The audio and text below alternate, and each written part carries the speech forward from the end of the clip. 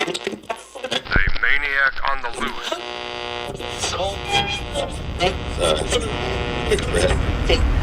If you like scary stories, you've come to the right place. Welcome to the Maniac on the Loose Scary Stories podcast.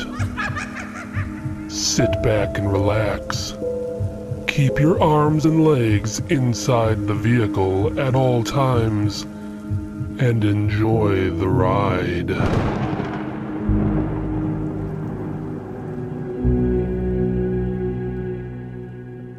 The Craving, Part 3 of 3.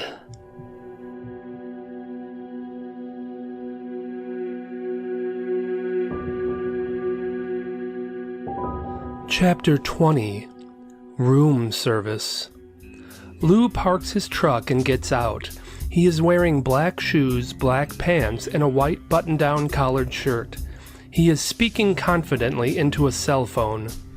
"Don't worry, I'll handle it. This is what I do." He assertively enters the hotel through a door clearly labeled Employee Entrance. Lou begins walking down a long corridor, bustling with a variety of hotel workers. The farther down the corridor he gets, the more it smells like a high school lunchroom. He passes the security office, an office cubicle for operators, the staff cafeteria, staff elevators, and finally enters a hotel kitchen area. Waiters, busboys, and hosts flow in and out of the area at regular intervals. He passes the kitchen area and stops to read a sign above a double swinging door to his left. Room service. Lou backtracks slightly toward the kitchen area and stops one of the waiters. "What's the name of the room service manager?" You mean Mr. Newton?" Lou does a nice job acting as though that sounds familiar to him. "Yeah, that's it. Where is he?" "I don't think he comes in until tonight." "That's right, thanks." Lou boldly walks back to the room service entrance and strolls in as if he's been there 1,000 times before. There are a couple of young men in white and black uniforms preparing some trays. Carol, a woman in her 40s, sees Lou and approaches him. "Can I help you?" "I'm looking for Mr. Newton. I'm supposed to upgrade your system." He points to the computer on a desk against the wall. "He doesn't come in until tonight." Lou acts put out. "Oh, damn it. I have a double workload day staring me in the face. I really don't have time to wait around, so if you don't mind, I'd like to just get started." She shrugs. "Okay, if Mr. Newton shows up, I'll make sure he knows you're here." "Wonderful." Lou walks to the desk and begins fidgeting with the computer. Carol takes a few charts off a nearby table and leaves the room. Lou carefully surveys the room. It's obvious that the workers nearby are focused on other things, so his worries about red tape are minimal. Lou hits a few buttons on the keyboard and brings up a page listing room numbers waiting for their room service orders.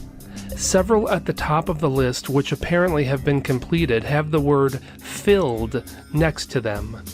Lou scrolls under those and stops at room 237, which has "pending" marked next to it. Lou gets up and approaches one of the young workers who is preparing a tray. His name tag says Chad. "Do you have room 237 yet?" The worker doesn't even look up from his task at hand as he answers. "Back there. I'm about to take it up. Special instructions." "And what are these special instructions?" The worker stops what he is doing and looks at Lou. "Who are you?" Lou pulls out his wallet, takes out a $20 bill, and holds it up. "Andrew Jackson. What are the special instructions?" Chad looks around, slightly nervous-like, to make sure no one is watching. When he determines the coast is clear, he snatches the 20 from Lou's hand. "I'm supposed to lay the tray outside his door, knock, and leave." Lou takes a $100 bill and holds it up. "I lied. I'm Ben Franklin. I'll take it up for you." Chad looks around again and then quickly exchanges the tray for the $100 bill. Not a word of this to anyone. Of course not, Mr. Franklin. Chad picks up another tray and leaves. Lou holds the tray in a formal manner, stands upright, and does his best room service attendant impersonation. On the second floor, he walks down the quiet corridor with the tray. He slows and finally stops when he reaches the room 237. He looks around. The corridor is empty. He sets the tray on the ground and stands up. He steps next to the door and presses his ear to it. He can hear the light, audible mumbling from a TV. As he steps back away from the door, he scans the area to make sure it is still clear and then pulls a medium-sized compact baton from his pocket. He snaps it down, elongating it by about 2 feet. He slowly, carefully leans over and quickly raps his knuckles on the door. He then quickly presses himself against the wall as he holds the baton weapon in a striking position. The doorknob begins to jiggle slightly, and Lou's breathing accelerates. The door opens very slowly, but the tray remains still on the ground. Lou holds his breath so as not to be heard, and is beginning to bead with sweat as the unusual amount of time between the door opening and the tray being picked up is messing with his nerves. Lou looks down alertly when he sees a hand reach out for the tray. Lou springs from the wall to the front of the door where he sees Jack Winters kneeling as he pulls his food tray into the room. Before Jack can react, Lou brings the baton down onto the back of Jack's head, immediately knocking him to the floor, unconscious.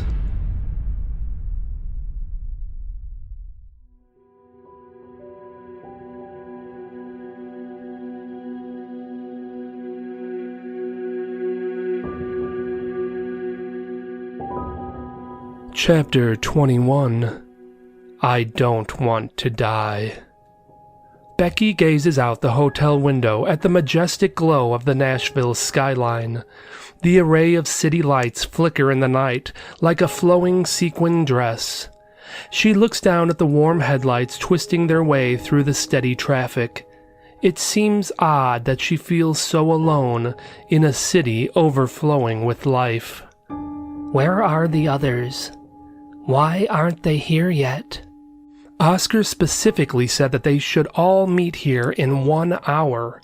She looks at the clock on the desk to confirm that it has been much longer than that. Deep down, she hopes that somehow she misunderstood the name of the hotel, but she knows that's not the case. Where is Paul? She turns and looks at the hotel phone for about the 100th time.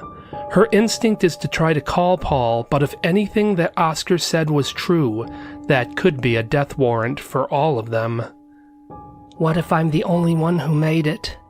She pushes that thought from her mind and begins to pace, but is abruptly interrupted by a knock at the door. She whispers to herself, "Paul!"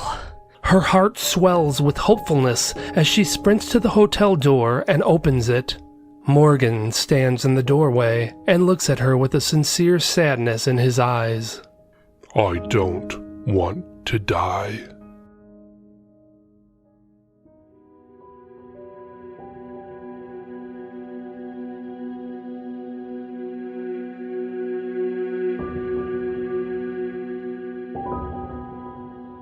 Chapter 22. The Perfect Specimen. Lou groans as he sets the unconscious Jack Winters on a surgical table. Man, this guy is solid. He ties his ankles and wrists with leather straps that are attached to the stainless steel slab. Dr. Howell walks into the murky operating room wearing a green surgical robe and mask which is untied and hanging around his neck. He holds his latex-gloved hands out in front of himself as he walks. Dr. Howell stops, looks down at Jack, and smiles. He begins rubbing his hand over Jack's head. The absolute perfect specimen.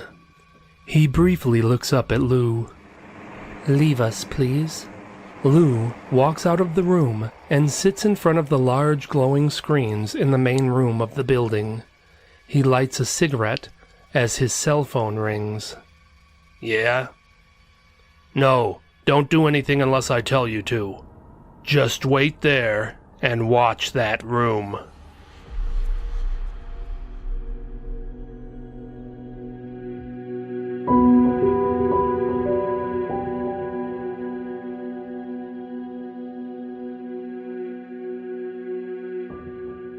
Chapter 23.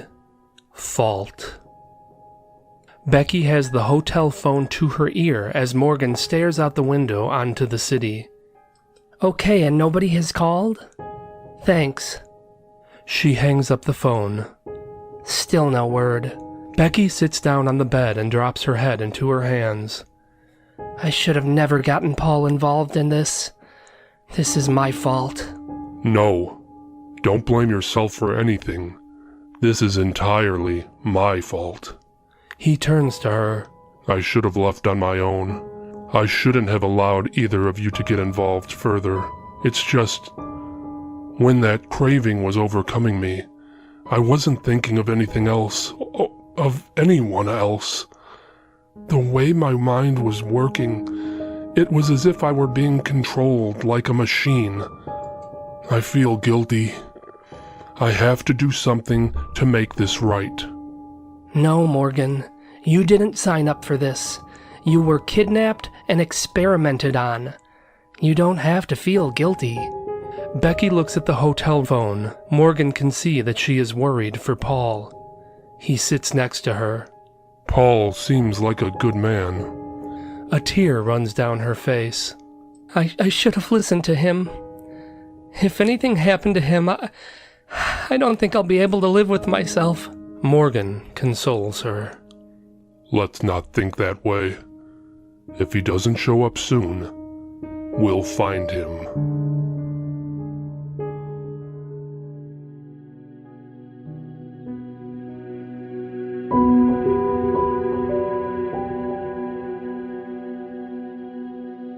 Chapter 24. He's ready. Lou looks a bit uneasy as he takes a drag off his cigarette. He turns his head toward a moaning sound coming from behind a large metal door in the distance. His gaze is broken by the voice of Dr. Howell coming from the other side of the room. He's ready. Lou turns back to see Dr. Howell walking out of the operating room pulling off latex gloves. Lou rises slowly and Dr. Howell hands Lou a large, sturdy kitchen knife. Set this next to him after you have him placed. Lou accepts the knife, but hesitates as he ponders something. Did you hear me? This is risky. You shouldn't be concerned. I get paid to be concerned. Let me take this girl out. Find another target. There are too many ramifications if this doesn't work. I have faith in this project. And I have faith in you if something unforeseen occurs. He pats Lou on the back. Go now. Time is of the essence.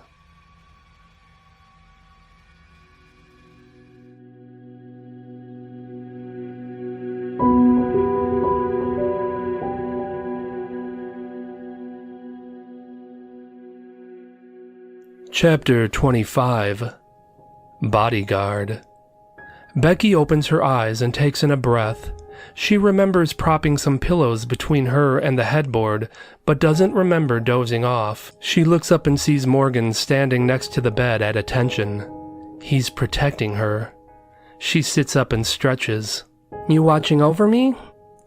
I can't let anything happen to you, or Paul. I've been thinking, I'd like to find him so I can protect you both. Our bodyguard? Becky thinks for a moment. He won't be much good to us if you're dead. Morgan looks at her distressed. His fate has clearly been on his mind. There has to be something we can do about that.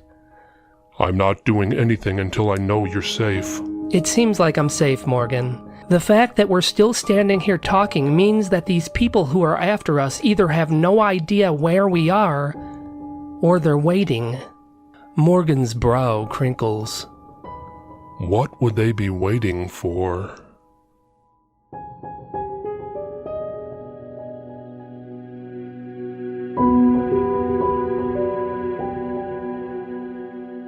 Chapter 26. Placement. Inside a darkened hotel room, the blue suit and brown suit sit at a table watching a variety of monitors. One of the monitors features the hotel room door of Becky and Morgan. Other monitors show the Griffith Hotel corridors, entrances, and exits. A beep sounds, and the blue suit takes out a small walkie-talkie device. Lou's voice comes through the other end. I'm here. I'm gonna need some help. On one of the monitors, they can see Lou coming into the hotel through a side door with Jack Winters. Jack is still unconscious. Lou has Jack's arm around his neck and is dragging him along as if he's drunk and passed out. The blue suit rushes out of the room, down the stairwell, and into the corridor where Lou is carrying Jack. Hurry up and help me. This psycho is pure muscle. He weighs a ton. Blue suit quickly assists Lou, and they disappear into the stairwell. After lugging him up several flights of stairs and reaching the desired floor, Lou and blue suit lay Jack Winters down on the cold tile of a large linen room. Lou removes the large kitchen knife and places it on Jack's chest. Come on. They step out into the corridor. How long until he wakes up? Soon. And we need to be out of sight. There's no telling how crazed this maniac will be. Lou looks back at the stairwell door, which is directly across the hall. There. They both quickly duck into the stairwell.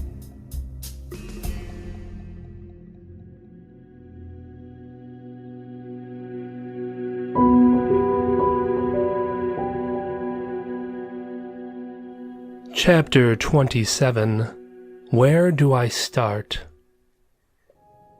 Remember what Oscar said earlier? If anyone can remove the chip without killing you, it's Dr. Howell. Maybe you should go to him. This might be your best chance. Morgan looks out the window at the skyline and considers this. I suppose I have nothing to lose. Becky stands and approaches Morgan. She puts her hand on his shoulder. Who knows? Maybe I can get him to leave you and Paul out of this. Or I can kill him. What do I do? Where do I start? Oscar said that when he went to the police station, somebody there knew who he was. It might be just as easy as you walking in there and saying that you want to see Dr. Howell. And you'll stay here? For a while. I'm going to wait for Paul. If you're going to do this, you'd better go. You don't have much time. Morgan looks into Becky's kind eyes and speaks honestly. I am so sorry. Forgive me. He turns and leaves the room.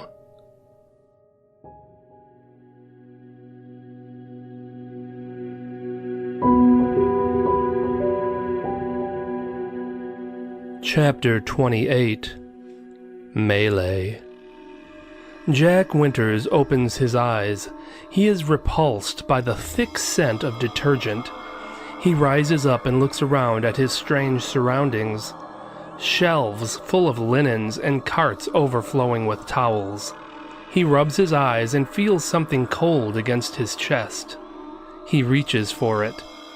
The moment he realizes that it is a knife, he grasps it firmly. Suddenly, Jack winces and grips at his stomach. His body is burning from within. He lets out several sharp groans of pain and grits his teeth. He struggles with the pain for a moment and then seems to suck it up as something flashes within his mind, alerting him as to what he can do to seize the pain. He opens his bloodshot black eyes, revealing pure rage. Lou and the blue suit stand in the stairwell and hold the door open just enough to eye the linen room. In theory, he should go straight for their hotel room. In theory?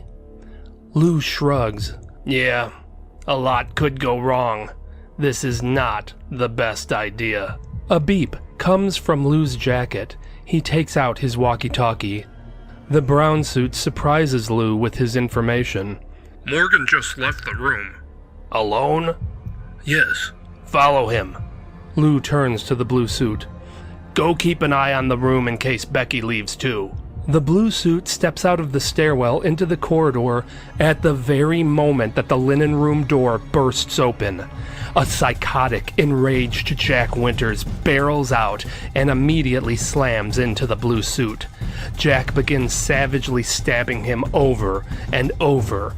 Blue suit manages to reach his gun and squeeze the trigger, but by this time he is on his back and his shot is nowhere near its target. Jack brings the knife down into him again and again. Morgan is in the stairwell on the other side of the corridor, starting downstairs when he hears the sound of gunfire. He looks up at the direction it came from. Becky. Morgan turns and starts back up the stairs. The brown suit, who was well down the other end of the corridor in his pursuit of Morgan, has turned around to see Jack Winters impaling blue suit. He pulls out his gun and starts down the corridor toward the melee. Becky, assuming the gunfire was related to Morgan, exits her hotel room and steps directly in front of Brown Suit. Brown Suit, unsure of what to do in the midst of the current ruckus, points his gun at Becky and is just about to pull the trigger when Morgan slams into him from behind, causing him to drop the gun. Morgan and Brown Suit wrestle on the floor as several people run out of their rooms screaming as they dash for the exit. Morgan looks up and sees Becky frozen in terror. Run, Becky. Get out of here. Becky turns and runs the other way. She doesn't even notice Jack Winters, who is still stabbing Blue Suit, until it is too late. Jack spots Becky, hurls himself at her, grabs her by the throat, and smashes her against the wall. Morgan sees this as he wrestles with Brown Suit. Becky! Morgan gets the upper hand in the tussle, puts his hands on each side of Brown Suit's face, and quickly snaps his neck, rendering him lifeless. Morgan immediately stands and races toward Jack Winters. Jack brings his face closer to Becky and snarls as he viciously and quickly begins to drive the knife into Becky's abdomen. Her eyes widen in shock as she is stabbed over and over again. Morgan collides with Jack Winters, knocking him to the ground onto his stomach. The knife falls away from Jack, and before Jack can get his bearings, Morgan jumps on him and wraps his arm around Jack's throat in a chokehold. Jack struggles and pulls at Morgan's arms, but Morgan has all the leverage. Jack scowls as his eyes roll back into his head, and his body begins to convulse. Morgan continues to choke Jack Winters with all of his might until Jack's body goes limp. Morgan drops Jack and runs back to Becky. He bends down and pulls her up toward him. She is limp. Her eyes are closed. Morgan holds her head in his hands and shakes her gently, hoping she will awaken. Becky. Becky, no. No. From behind Morgan and Becky, Lou exits the stairwell into the corridor. His gun is drawn. He approaches slowly from behind as Morgan searches fruitlessly for some sign of life from Becky. When Lou is about a yard away from Morgan, he cocks the hammer back on his gun. Two police officers rush through the stairwell, guns drawn and aimed at Lou. "Drop the gun." Lou does not hesitate. He spins and fires, hitting police officer number 1 in the chest, sending him flying back. Police officer number 2 fires, winging Lou in the shoulder and dropping him to the floor. On his way down, Lou squeezes off another shot, hitting police officer number 2 in the face, killing him instantly. Lou, clutching at his wounded shoulder with his non-gun holding hand, attempts to rise but is met by Morgan, who steps on Lou's wrist, holding the gun down. Morgan grabs Lou by the shirt, pulls him up slightly off the ground, and punches him in the face. Lou is groggy and tries his best to stay conscious, but fails.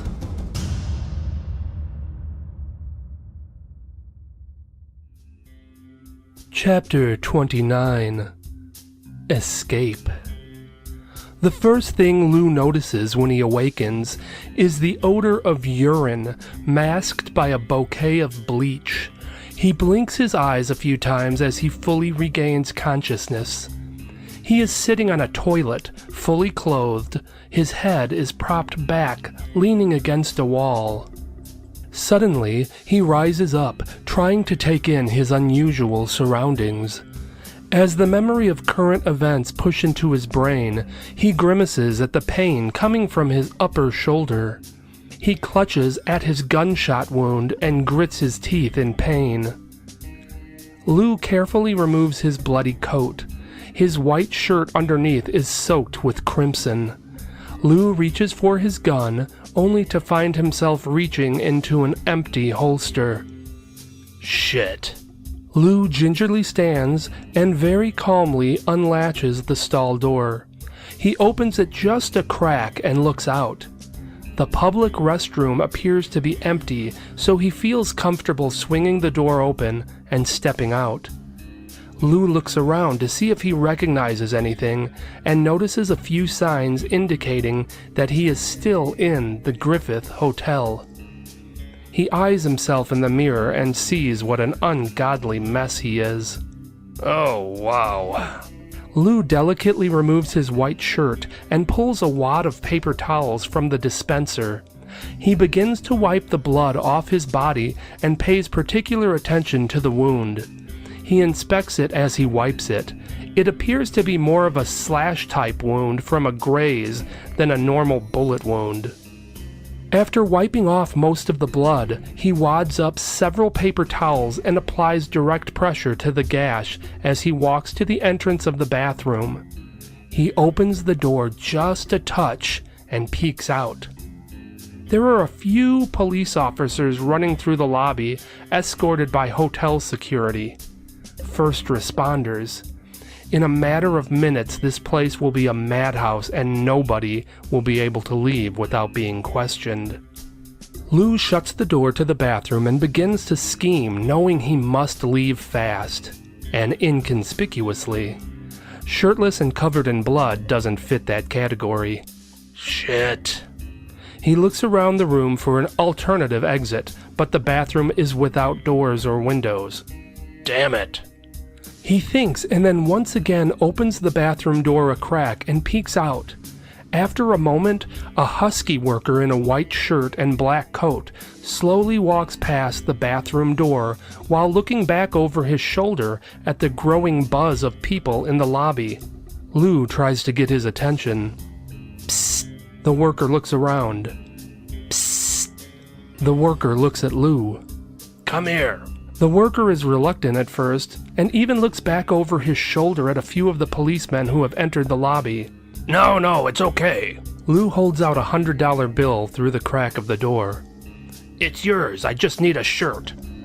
The worker looks back at the police again and then enters the bathroom. Give me the money. Lou hands him the $100 bill, and the worker removes his jacket and white dress shirt, leaving only his white t-shirt on. Are you the guy they're after? No. The worker gives Lou a suspicious look. I'm not. Lou hesitates a moment and then removes another $100 bill from his wallet and hands it to the worker. Don't worry about it. Lou puts the dark jacket over the white shirt, which is already beginning to absorb the blood from his wound. He takes a breath and then confidently exits the bathroom. He assuredly strolls through the lobby as if he belongs. He walks past the police officers and EMT workers, none of which give him a second glance. He simply looks like just another employee. He walks past the front desk, past some bellhops speaking to police officers, and rather casually exits the hotel. Lou winces and occasionally rubs at his shoulder as he walks through the parking lot to his vehicle. He unlocks the truck door and takes one quick look around at the onslaught of police and medical vehicles flowing into the parking lot before getting into the pickup truck and driving away. Morgan sits in the lobby appearing to read a newspaper, but in reality, he's watching the men's room door waiting for Lou to emerge. He gazes around. He is becoming increasingly concerned over the escalation of activity in the lobby. Lou should wake up soon. He was moaning slightly when Morgan stashed him in the men's room stall. Morgan's body becomes alert as he sees the restroom door open slightly. He observes the clothing transaction with one of the hotel workers and holds the newspaper up high as cover when Lou walks right by him and exits into the parking lot. Morgan rises and nonchalantly exits out the front of the hotel. He takes minor cover by some trees at the edge of the parking lot as he observes Lou enter his vehicle and drive off. Morgan immediately darts from the trees to a nearby car driving slowly in search of a parking spot. He steps in front of it, causing the driver to screech to a halt.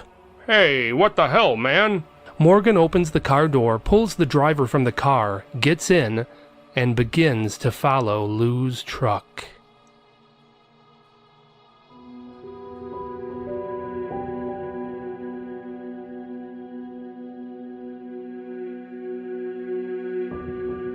Chapter 30. The Room. Lou is on his cell phone as he speeds down the road. It was a disaster, but the girl is dead. No, Morgan escaped. He left the hotel room but then came back. He must have heard the gunshot and rushed back to help. I don't see what's so damn fascinating about it. I almost got killed. As he's talking, Lou turns down a long, dark, winding gravel side road. His mind is still scattered from the happening at the hotel. Normally, he would have spotted the vehicle following him, even though its headlights were turned off. I'll be there in a few minutes. He hangs up his phone, and within minutes, Lou's headlights reveal a cold, concrete structure in front of him. He pulls his truck up next to it and parks. He exits the vehicle and takes a few steps toward the building, but then stops and turns when he hears the crunching of gravel and a sudden rev of an engine. The lights of Morgan's car blast on as they speed toward Lou. Lou simultaneously shields his eyes from the glare and instinctively reaches for his gun, but once again, he only feels the empty holster. He looks up at the oncoming vehicle just as it reaches him. Shit! The car smashes into Lou, pinning him against the concrete wall of the building and crushing him instantly. Morgan gets out of the car and scampers to the entrance of the building. The door is locked. He sees a green, backlit security code box next to the door. He doesn't have time to consider how to break in before he hears a loud buzz and the intense mechanical clang of the deadbolt unlocking. Morgan furrows his brow. Why are they letting me in? Perhaps it's a trap, but at this point it doesn't matter. He's running out of time. He thrusts the door open and charges into the building. He looks down at the large monitors below him. On the screen is a security camera focused on the now deceased Lou, blood pouring out of his mouth. Next to the screen is a large monitor with a digital clock reading 15 minutes and 7 seconds and counting down. Dr. Howell steps into the room and looks up at Morgan and then at the monitor displaying Lou's body. He speaks calmly. It's a shame about Lou. He was good at his job. Dr. Howell. Morgan. I found you. Of course. That's what you were made for. This is not what I was made for. Quite the contrary. You have the potential to be one of the most productive assassins we've ever had. Morgan says nothing. He slowly begins to descend the stairway, keeping his cold stare fixed on Dr. Howell as the doctor speaks. The key word is potential. It's difficult for me to admit that this wasn't the assignment for you. I was too confident in your abilities, but this is how one learns. I'm not an assassin. I'm not a killer. Dr. Howell smiles. Even at the end, you still believe that, don't you? Dr. Howell holds a pleased expression. Remarkable. He looks up at the winding down digital clock. I'm glad we get to spend your final moments together. Morgan reaches the ground floor and begins walking across the room toward Dr. Howell. I want this out of my head.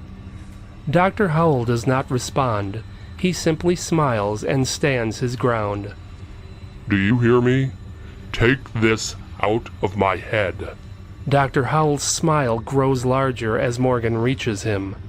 Do it! Dr. Howell continues to smile with glee. Do it now. Dr. Howell finally speaks while continuing to hold his smile. Or what, Morgan? Or you'll kill me? Morgan lunges at Dr. Howell and wraps his massive hands around the doctor's throat. Morgan's face beads with sweat and his eyes grow wide as he constricts his hands tighter. Morgan grits his teeth as he applies every ounce of pressure he can muster. Dr. Howell begins to turn dark red. His eyes open in shock, but he still manages to smile as he gasps out his final words. You are a killer. Finally, the smirk is removed from Dr. Howell as his face takes on a mild shade of blue and he goes into a violent twitch of death before finally sagging like a rag doll under Morgan's grip. Morgan lets him go and the doctor's body drops heavily to the floor. Morgan collapses into a nearby chair. He wipes the sweat from his forehead and looks up at the clock as it continues to wind down. No. Please, no. Defeated, he buries his head into his hands and begins to gently weep, but is distracted by a loud, metallic rattle in the distance. And another rattle. And another. Morgan scans the area curiously before standing and walking toward the sound. He stops at the entrance of an operating room and peers in. To the left are two surgical tables with various medical equipment surrounding them. Both tables have leather straps in the area of would-be wrists and ankles. A rustling noise causes him to turn his head and venture deeper within the dwelling. Ahead, he notices an ancient, heavy, metal industrial door. The door has a single opening in the center, which is lined with iron bars. He hears a clanking sound coming from behind the door. Morgan approaches it cautiously. When he reaches it, he looks through the opening, but it is too dark to make anything out. He tries to open it, but it is locked. He turns, looks around, and heads back into the main portion of the building. Dr. Howell lies dead where Morgan left him. He goes through Dr. Howell's pockets and pulls out a large set of keys. Morgan looks up at the clock, counting down the minutes he has left to his life, but does a double take when he notices something odd on the surveillance screen. Lou's body is now gone. Morgan looks around the room quickly, concerned that Lou may be in there, but all appears to be quiet. Morgan swiftly makes his way back to the metal door. After trying a few keys, the lock clicks, and the key turns.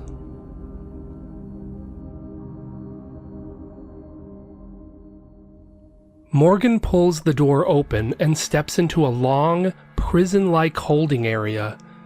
The center corridor is dark, lit by only a few small lights above. Both sides of the corridor are lined with cells. Morgan steps in deeper and looks to his left. The cell is dark. There appears to be movement in the back, but it is too dark for him to see what it is. Morgan jumps back in shock when Jack Winters propels himself toward the cell bars. Jack is restrained before he can reach the bars by a thick chain fastened to a heavy-duty iron collar bolted around his neck. He lets out a series of animalistic growls and gnashes his teeth at Morgan like a wild beast. The veins in his neck protrude as he continues to test the strength of the restraint and snaps his teeth multiple times at Morgan. Morgan stumbles backward against the cell on the other side, staring at the crazed Jack Winters who continues to pull at his chains. Morgan is startled from a loud clanking sound and spins to look into the cell behind him. A shudder runs down Morgan's spine as he realizes that he is staring at himself. In the cell, Morgan is strapped down on a gurney, the shackles around his wrists and ankles clang loudly as he tries to pull up from the bed. Morgan in the bed stares at Morgan in the corridor and attempts to speak, but the would-be words come out as forced moans.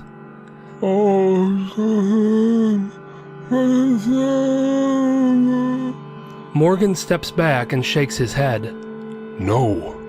He walks down the corridor deeper into the holding area, still eyeing his double, before stopping and looking into the next holding cell. Again, another Morgan is in the cell.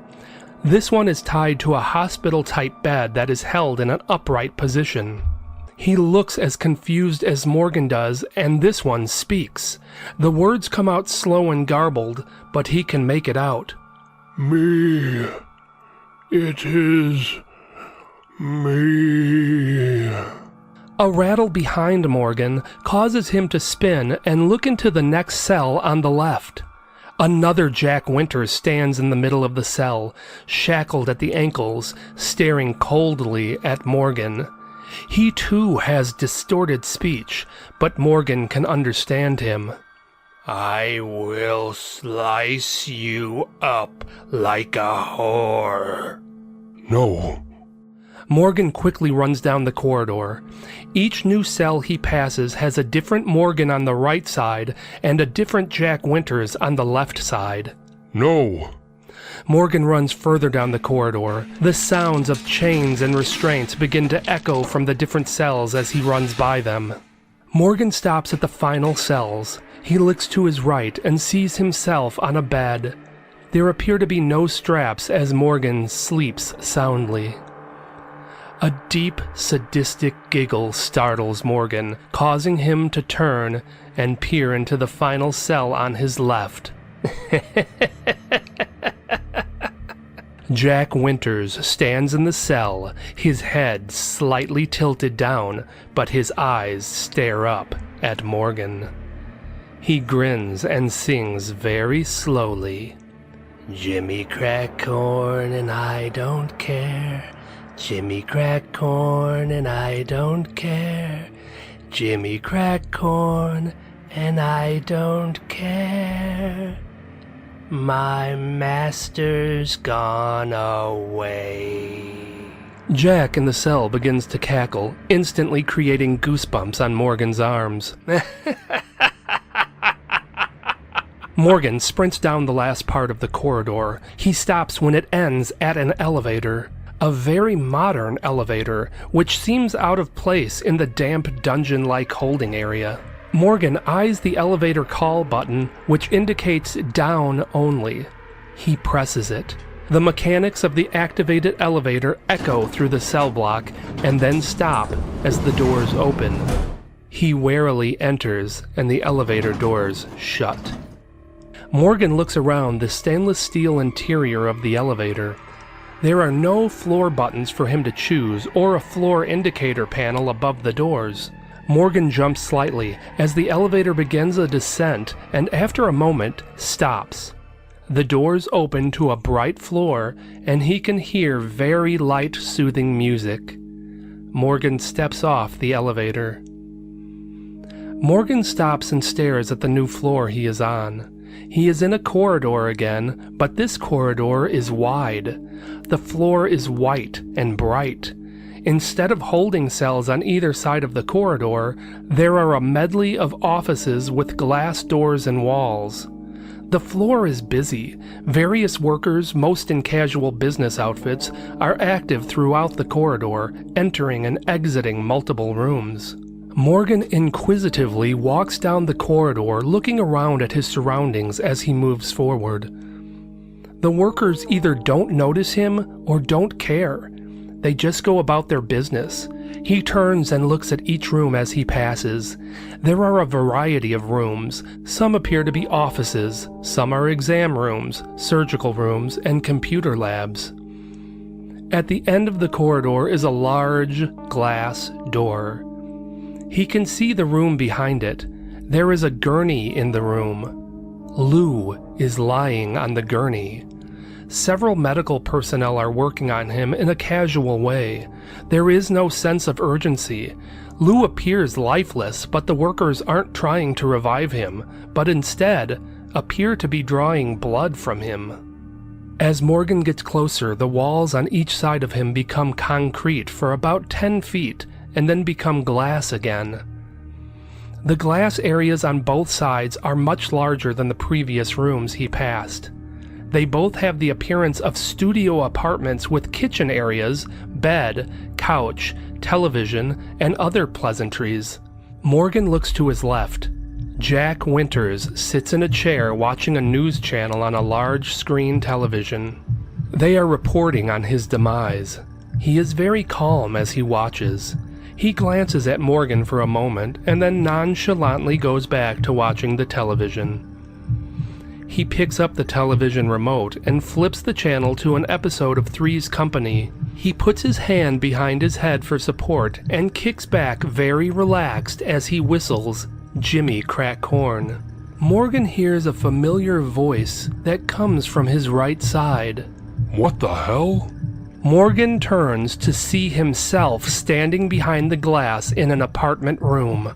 Morgan, behind the glass, is dressed in a comfortable, terry cloth robe-like outfit. He speaks to someone behind Morgan. What the hell is he doing here? You can't win, Morgan. Morgan, standing in the corridor, spins around. Dr. Howell stands before him. Most of the workers that Morgan had passed on his way down the corridor have now stopped and are watching on. 2 large, identical security guards stand on each side of Dr. Howell. But I killed you. Yes, you did. That was impressive. But what you killed was a clone. A clone? Yes, Morgan. I'm the original Dr. Howell. Morgan steps back and begins to be overwhelmed as he takes it all in. Dr. Howell motions to Jack Winters, who is very much enjoying the Three's Company episode. That's the original Jack Winters. Morgan turns and faces his double, which is staring at him through the glass. His double holds an empathetic expression. And that is the original Morgan. Morgan turns from his double behind the glass and faces Dr. Howell again. He's confused. I'm Morgan. He points to his double behind the glass. That's the clone. Dr. Howell moves in closer. You are a clone. No, I can't be. I'm afraid it's true. No. We breed assassins here, and that is what you are. An early form Morgan clone. Assassin class number 33. You still need some tweaking, but are coming along nicely. As a matter of fact, what we've learned during this early portion of Morgan clone testing is that the Morgan clones will be much better suited for protection, whereas the Jack Winters clones will be more appropriate for assault. Of course, as you've witnessed firsthand, Jack's clones need some work. They are currently far too aggressive. Dr. Howell smiles. Lou informed me of your attempt to rescue Becky. So heroic. I'm proud of you. Morgan's gaze turns downward as he reflects. Becky. Innocent bystander casualties are unfortunate, but sometimes unavoidable. Morgan begins shaking his head and becoming hysterical. No, this isn't true. I am Morgan. I'm the real Morgan. I'm nothing like those things up there. They weren't right. There was something wrong with them. You witnessed several clones at varying stages of development. All clones go through each stage. You were like that too, in the beginning. I must say, I'm not happy about you killing Lou. Unfortunately, he was not a clone. I believe we've retrieved his blood in time to create at least one good clone from him. I can only hope he's half the employee of the original Lou. Morgan turns and looks at Lou's body on the gurney. All of the assistants working on him have turned to look at Morgan. They are all Dr. Howell clones. Morgan turns back to Dr. Howell. I'm not a clone. I'm the original. I so do hate to see you distraught. The original Morgan behind the glass appears upset by the clone's confusion. He speaks to Dr. Howell. Damn it, Howell. You know I don't like to see them like this. Don't worry, Morgan. It's almost over. Dr. Howell looks at his watch and then back up at Morgan standing in the corridor. Morgan, from behind the glass, holds his hand flat against the glass wall and speaks to his clone genuinely. I'm sorry. It's an ugly world. You wouldn't be happy here. Be brave, my friend. It will be over fast. Morgan in the corridor can now hear the digital sound of ticking echoing through his head, and it gets louder with each tick. He begins looking around, frightened at first, but then freezes and feels comforted by the soothing stare of the original Morgan from behind the glass. The original Morgan gives him an encouraging smile. The ticking grows louder, and the Morgan clone smiles back at his double and gives him a nod. Taking the original Morgan's advice to be brave, he closes his eyes and holds a smile as the ticking grows louder and louder, and then abruptly stops. Morgan is engulfed in a blanket of peacefulness as his world goes silent and bright. The end.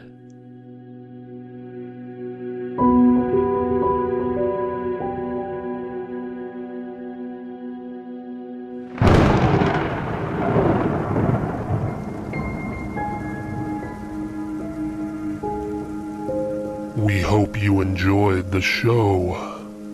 We're dying for you to come back for more.